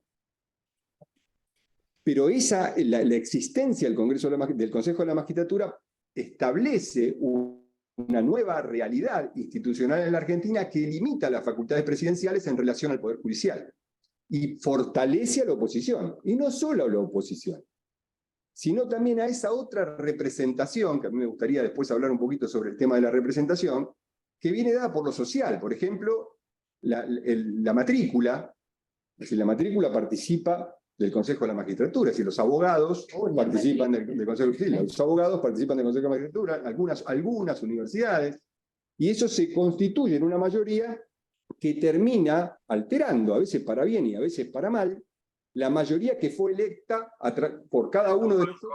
Como digo, hay un montón de datos que se presentan y que bueno, y que quizás fueron varios minutos de presentación de datos que uno decía, bueno, ¿a dónde vamos con esto? Después sí vino la parte de, bueno... Ahora que los administradores... Unas cuestiones organizativas las dejo para el final, pero ¿cuál es para mí el sentido de invitarles a esta actividad? Augusto está cerrando una clase en Chaco, por eso se retiraron con sus estudiantes. Ahí tienen una y buena lo pueden noticia. mutear acá a María Celia, buenísimo, yo no puedo. María Celia. De nuevo tenía terror. Pero aprovecho para explicar eso, que se retiraron porque, bueno, como somos de distintas provincias, Augusto trajo a sus estudiantes de Chaco y bueno, y ahora están cerrando la clase con lo que se conversó. Es espectacular. Estamos halagados. Bueno, retomo entonces en lo que estaba. Entonces acabo de mencionar, no sé si retomo exactamente en el mismo punto porque me distrajo mucho el comentario anterior, y no sabía si iba a ser positivo o no, entonces estaba ahí pendiente de neutro. Fue neutro. Pero bueno, acabo de mencionar dos razones muy fuertes que alteraron la relación del Ejecutivo con el Poder Judicial. Podríamos mencionar muchas más. Dije en relación al federalismo. En relación al federalismo es también central. Ustedes pensemos todos que el presidente de la Nación en la Constitución del 53 tenía la posibilidad, si bien siempre debió ser avalado por el Senado de la Nación la intervención federal, la disponía el presidente de la Nación. De hecho, en la Constitución estaban atribuciones del presidente y no figuraba entre las del Congreso. La Constitución del 94 lo que hace es introducirlo como facultad expresa del Congreso y limitar la utilización por la presidencia. Antes se decía, es cierto, que debía hacerlo, si lo hacía, debía convocar al Congreso, lo podía hacer solo en periodos en donde el Congreso no estuviera funcionando, pero recordemos que funcionaba solo entre el 1 de mayo y el 30 de septiembre, el resto del año no funcionaba, con lo cual esperaba y sancionaba luego la intervención federal, y luego cuando el Senado se reuniera iba a decir es válido o no es válido. De hecho, cuando uno mira, hoy eso es imposible. De hecho, cuando uno mira en los hechos cuántas intervenciones federales se produjeron con la Constitución del 53 y cuántas se produjeron con esta Constitución, prácticamente ahora no hay. Es decir, hubo una que declaró Néstor Kirchner, dos. Santiago Corrientes. Y dos, en todo el periodo que va desde el 94 para acá. Antes eran comunes las intervenciones federales. Eso no existe más. Esa posibilidad no existe más. Otra cosa, el tema de la ley de coparticipación. La ley de coparticipación es clave. Es clave. Antes los recursos de coparticipación se negociaban de otra manera. Esta Constitución manda una ley de coparticipación que exige la absoluta participación, es decir, la completa participación de las provincias. Con que una no esté de acuerdo no funciona. Además de eso, se creó un organismo federal impositivo, que fue la FIP. Y este organismo tiene la facultad de administrar directamente, automáticamente los recursos de las provincias. Antes esto no era así. La capacidad fiscal que tenía el Estado sobre las provincias era mucho mayor. Agreguémosle a eso que hoy las provincias son dueñas de sus recursos naturales. Del subsuelo. Del subsuelo. Antes no existía esto, y esto le da una capacidad de sentarse a negociar ciertas cosas que antes no tenía. Además, hoy las provincias pueden juntarse con la provincia de al lado, con aquella otra, o con la que tiene recursos como ellos, y negociar en bloque. Además, pueden salir afuera a hacer acuerdos y a conseguir endeudamiento. Esto no se podía con la Constitución del 53. Agrego una cosa más chiquitita, sí, pero no tanto. La ciudad de Buenos Aires hoy es casi una provincia. No lo es, ¿eh? No hay que cansarse de decir que no lo es.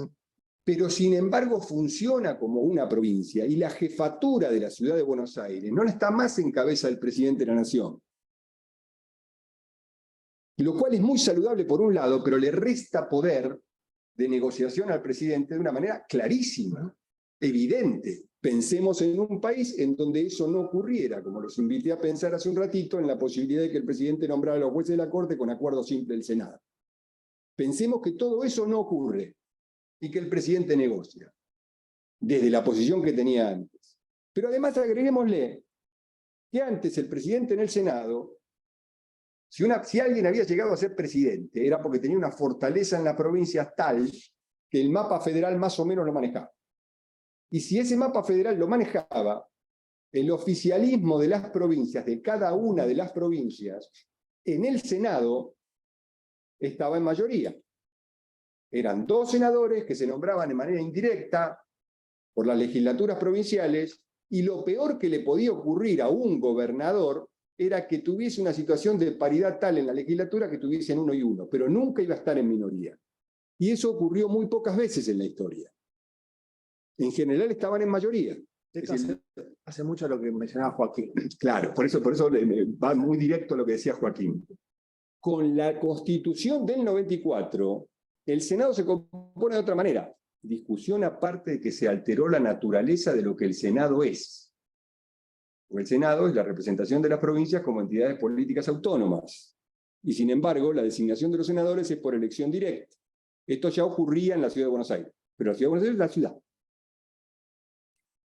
Lo que ocurrió con el establecimiento de la elección directa de los senadores, más el tercer senador por la minoría, más el descalce de las elecciones de gobernador, es que hoy tengamos provincias que están en minoría en el Senado de la Nación. Gobernadores. Gobernadores, en ese sentido, como gobernadores, como representantes de su provincia, que están en minoría en el Senado de la Nación. Por ejemplo, una que es chiquitita, que es la provincia de Buenos Aires. En minoría. Y hay 8 que están en minoría, y 2 más que son Río Negro y Salta. Sí. ¿No? Pero las otras, hay 8 que puramente están en minoría.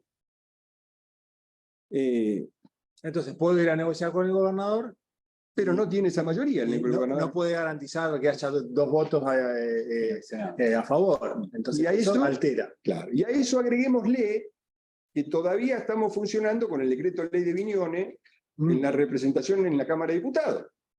Tenemos nuevo censo, pero vieja composición. Tal cual. Y el decreto ley de Viñone fue, claramente, expresamente lo decía en su fundamento, un decreto antimayoritario, es decir, previendo que el peronismo podía ganar las elecciones, y que ¿cómo podemos hacer para limitarle el poder institucional? Entonces lo que hicieron fue sobrerepresentar a las provincias pequeñas y subrepresentar a las provincias grandes. Eso todavía está vigente. Hay trabajos que han salido últimamente a partir del censo que permitió actualizar los datos, entonces ver cómo funciona con la ley Viñone, con los 4 demás, sin los 4 demás. Bueno, pero en todos los escenarios da que las provincias grandes están subrepresentadas y hay provincias, todas las provincias pequeñas están sobrerepresentadas y hay una en particular que está sobrerepresentada y no se explica por qué. Todo ese escenario alteró la relación del presidente finalmente con la ciudadanía. ¿Por qué? Porque hay un principio de la representación política democrática que tiene que ver con que la ciudadanía vota y le encarga a alguien la construcción de sus anhelos. Vamos a utilizar una palabra suficientemente comprensiva para que una todas las posibles definiciones de eso que constituye el impulso de colocar una boleta dentro de una urna. esa representación, podemos decir, esa representación, ese hilo entre quien vota y a quien le encarga que construya sus anhelos, es lo endógeno de la representación política democrática, robándole a los economistas la discusión sobre moneda endógena o moneda exógena. Es lo endógeno. ¿Y a quién se lo encargan? Se lo encargan al presidente de la nación en un sistema presidencialista. Y esta Constitución establece un dispositivo institucional que exogeiniza la representación. De la misma moneda que las intervenciones del Banco Central, los descalces de moneda, los depósitos bancarios, la emisión y demás, terminan endogeneizando la moneda.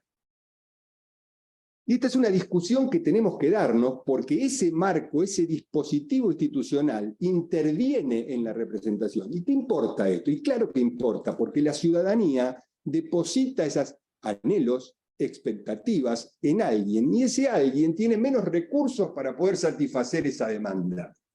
Y con lo que nos encontramos es con una frustración muy grande. Entonces, todo esto viene ocurriendo. Ustedes se dedican a la investigación y son los que nos tienen que proveer las respuestas sobre estas cosas que yo estoy diciendo. No, estuvimos nosotros anotando para cuestiones. Ahora, bueno, habíamos planeado hasta 1:30, por eso lo quedamos nosotros. Pero no, yo encima voy a tirar algo que podríamos seguir. Ahí yo agrego, Victoria, no sé si ellos pudieron ver que tomamos nota. Realmente nos pareció muy interesante, además de estar súper agradecidos por todos estos aportes e interpretaciones que nos están brindando. Eso quería decir. Bárbaro, ahí Gracias a vos. Ahí vimos los comentarios y todo. Lo del concurso lo pusimos al principio en el link, así que el que le interesó se lo llevó. Y nada, nosotros re agradecidos de poder charlar con ustedes. Y estamos a disposición para ampliarla en cualquier otra oportunidad. No, y decía que quedó grabado en las clases de Poder Legislativo, ya que, bueno, ahora la virtualidad igual un poco perdió popularidad, pero sí tenemos las aulas virtuales, así que lo vamos a usar como recurso. Y perdona, ya son menos cuarto, pero con esto que planteaba Joaquín del federalismo, digo, otra variable más, que bueno, por ahí no le va a servir para el trabajo de ustedes, pero cómo en el gobierno de Macri se dio, pudieron utilizar más esos recursos, ¿no? Para convencer a los legisladores del Frente de Todos, de las provincias chicas, ¿no? Como para pensar otro trabajo, otra investigación, bueno, no sé, este fue como una prueba para ustedes, pero bueno, nos encantaría estar en futuras versiones de esto que van a presentar y que me imagino que van a hacer una publicación.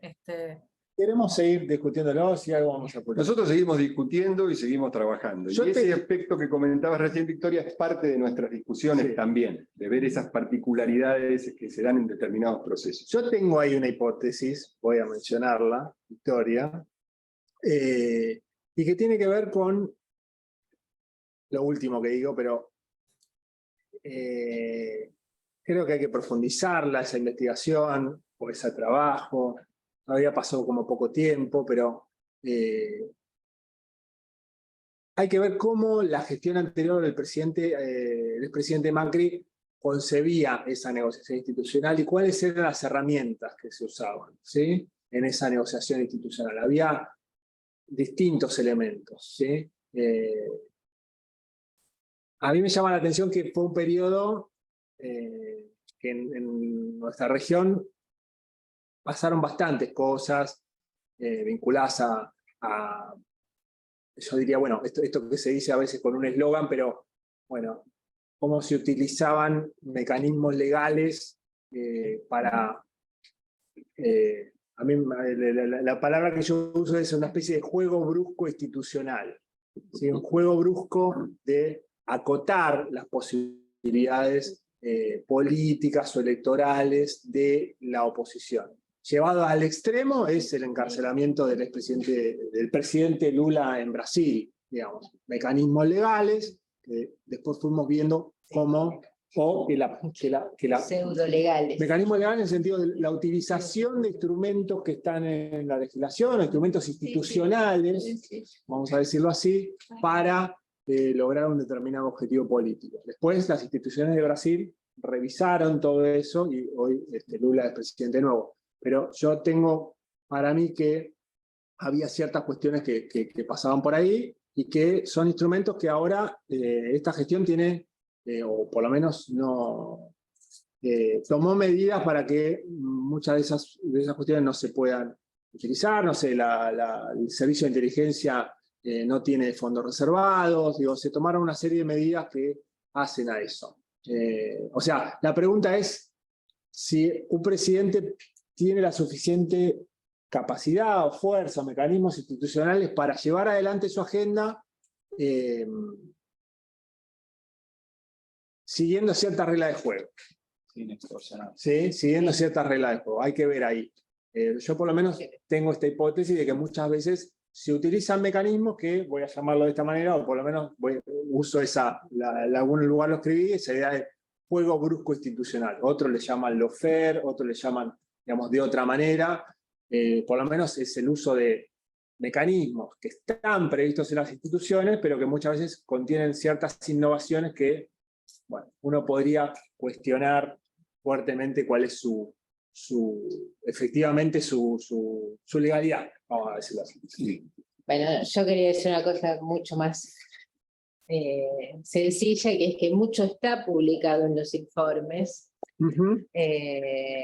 y que parte de esto va a estar publicado en el informe final del periodo 140, que todavía no está publicado porque lo estamos terminando de... Podemos ponerlo ahí, yo lo pongo. De consolidar. Podemos poner un link, a ver.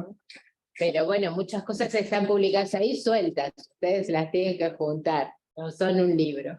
Ahí les pasamos un link. Y que me pareció, digamos, hoy revisando, escuchando qué es lo que hice en esta presentación, que faltaría quizá decir algo sobre las facultades legislativas presidenciales, porque hace al conjunto, que bueno, eso lo van a tener que buscar en el informe. ¿Qué pasó con eso? Pero bueno, que hay cosas cortitas, pero que se pueden decir y que me parece que complementan todo esto que en relación a eso, una pastillita, ¿no? Sí, está muy bien lo que introduce Laura. Ustedes saben que las facultades legislativas presidenciales son los decretos de necesidad de urgencia, los decretos delegados y los decretos de promulgación parcial, digamos, lo que se llaman mayormente decretos parciales, ¿no? Que antes, o sea, uno dice, bueno, eso se introdujo en la reforma del 94, en la Constitución. Pero sin embargo, eso no significa que antes de la reforma del 94 no se usaran y no existieran. Existían. Y se sancionaban decretos de necesidad de urgencia. Y en ciertas situaciones, no, bueno, en esta situación el país necesita tal cosa, no podemos convocar el Congreso de la Nación, por lo que fuera. Y se sancionaban estos decretos. Cuando se introdujeron en la Constitución, se lo hizo precisamente con la idea de decir, regulemos esto para que no exista un uso excesivo de esa facultad. Lo cual enfatiza esta idea que hubo detrás de la reforma del 94. Hubo una mora muy larga en reglamentar esto, porque ustedes saben que pasaron 11 años hasta que salió una ley que reglamentó esto, pero bueno, hoy existe un funcionamiento institucional que es distinto del que existía con la Constitución del 53. Entonces, un decreto de necesidad de urgencia, guste o no guste, tiene que ir al Congreso de la Nación, el Congreso de la Nación lo tiene que tratar, la bicameral permanente lo trata y decide lo que hace y lo pasa al Pleno o no. De hecho, no está funcionando en términos de vetar, porque la 26.122, que es la ley esta reglamentaria, establece la necesidad de que las dos cámaras rechacen para que se caiga el decreto. No ha pasado, pero sí hay una intervención, una interrelación, una limitante de esas facultades y una especie de control, exactamente, no solo institucional, sino también social que existe sobre esto, sobre el no uso y no abuso, digamos, de los decretos de necesidad de urgencia, cuando a Menem esto no le pasó. Y sancionó. Hoy todavía yo quiero discutir con los que todavía tienen interés en estas cosas, a mí me importan estas cosas, no le importan a nadie, contar los decretos que Menem sacó que eran DNU. Digamos, y hay publicado muchas cosas, entonces uno dice 125, otro dicen 440. En realidad hay que ponerse a estudiar todos los decretos, porque lo que pasaba era que lo que eran decretos de necesidad de urgencia se fraguaban como decretos simples. Entonces, ¿cómo sabíamos que era un decreto de necesidad de urgencia? Por su materia, había que leerlos todos. En cambio, ahora simplemente lo firmaron todos los ministros, fue a la bicameral permanente, es un decreto de necesidad de urgencia. ¿Puede pasar que alguno pase como decreto simple porque no lo firmaron todos? Sí.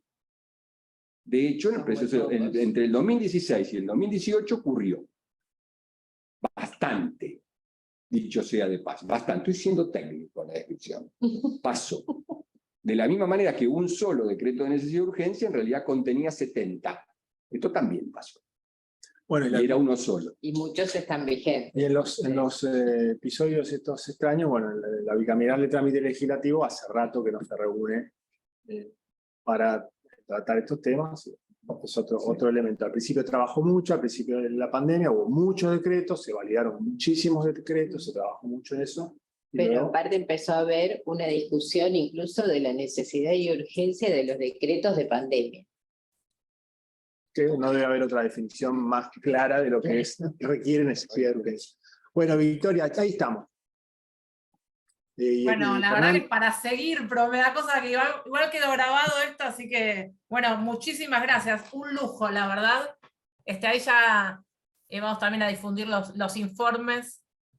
Para todos, bueno, acá Joaquín está haciendo su tesis. No, sí, bueno, es becario de CONICET de temas legislativos, que no hay tantos. Y bueno, hay varios proyectos sobre estos temas que, bueno, que todavía no hay tanto, ¿no? Está el texto de Calvo y qué sé yo, pero no. Sí, la política subnacional hay mucho escrito, pero de temas parlamentarios no tanto, así que bienvenido toda esa información sistematizada y bueno, muchas gracias. Bueno, eso queremos promover con el congreso, con el concurso, perdón. Lo pusimos el link ahí al principio, esperamos que los que les haya interesado lo hayan tomado, y si no, si lo pueden difundir, nosotros encantados y queremos dar esos premios. Así que estamos buscando a quién dárselo. Sí, no, incluso te digo, yo doy en la práctica profesional que varios hicieron en el Congreso y sufrieron esto el año pasado de que no se conformaran las comisiones porque querían hacer su práctica y no podían.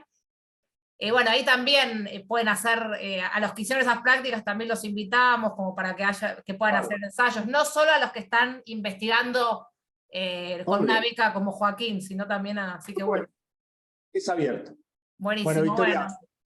Fernanda, un gusto, Joaquín, muchas gracias. Que anden muy bien. No, a ustedes, un lujo, gracias. Chao. Chao, muchas gracias.